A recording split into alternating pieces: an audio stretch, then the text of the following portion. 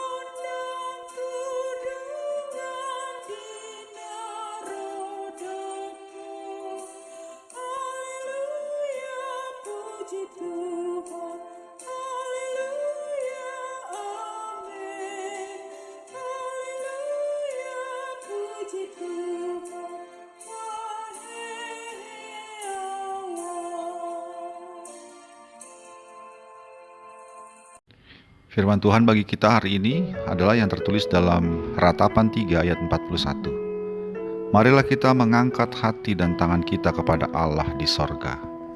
Demikianlah firman Tuhan. Sudah jatuh tertimpa tangga.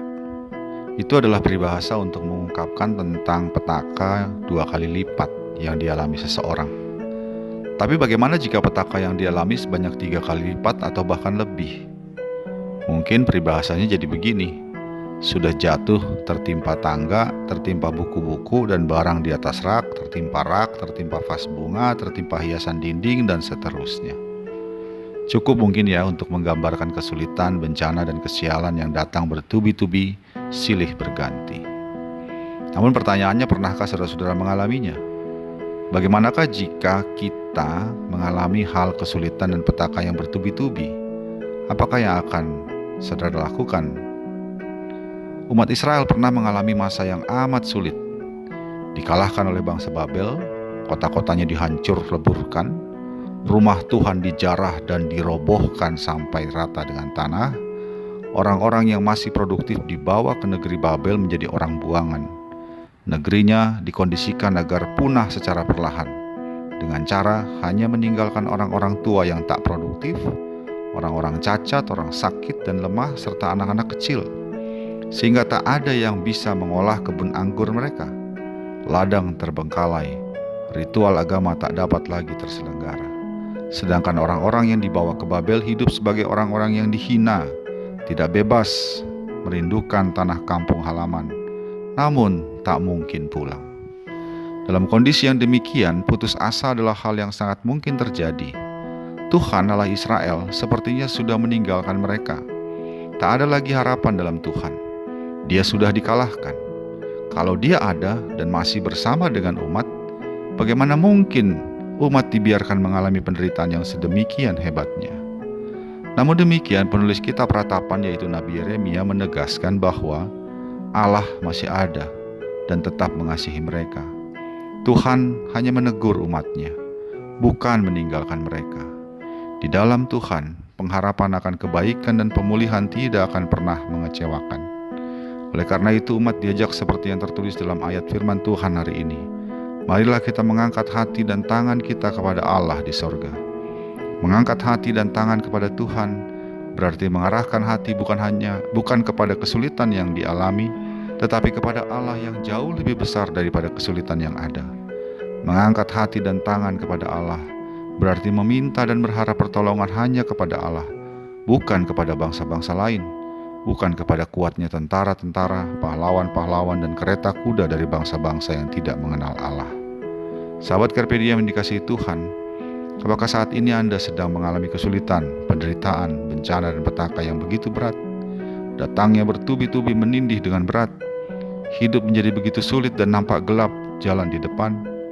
Firman Tuhan hari ini mengajak kita untuk tetap berharap kepada Allah, karena berharap kepada Allah tidak akan pernah berakhir dengan kekecewaan. Kita diajak untuk tetap percaya bahwa Allah ada bersama dengan kita dan kasih-Nya tidak akan pernah berkesudahan. Kita diajak untuk mengangkat hati dan tangan kita kepada Allah, mengarahkan hati kepada Allah yang jauh lebih besar daripada segala masalah sebesar apapun yang kita hadapi. Memohon pertolongan hanya kepada Dia dan bukan kepada kuasa dunia dengan segala jalan pintasnya. Berharaplah kepada Tuhan, sebab Ia baik, bahwasanya untuk selama-lamanya kasih setia-Nya. Amin. Marilah kita berdoa. Ya Allah Bapa kami dalam Yesus Kristus Tuhan kami, kiranya Roh Kudus-Mu tetap ada dalam hati kami dan berbicara kepada kami, khususnya ketika kami mengalami kesulitan dan kesusahan yang berat, sehingga kami tidak kehilangan percaya kami kepadamu, bahwa Engkau adalah Allah yang terus mengasihi kami, dan kasih-Mu tidak pernah berkesudahan, sehingga kami tidak kehilangan harapan dan sukacita di dalam Engkau. Dalam Yesus Kristus kami berdoa. Amin. Kasih karunia dari Tuhan kita Yesus Kristus, anugerah dari Allah Bapa kita, dalam persekutuan dengan Roh Kudus menyertai engkau sekalian. Amin.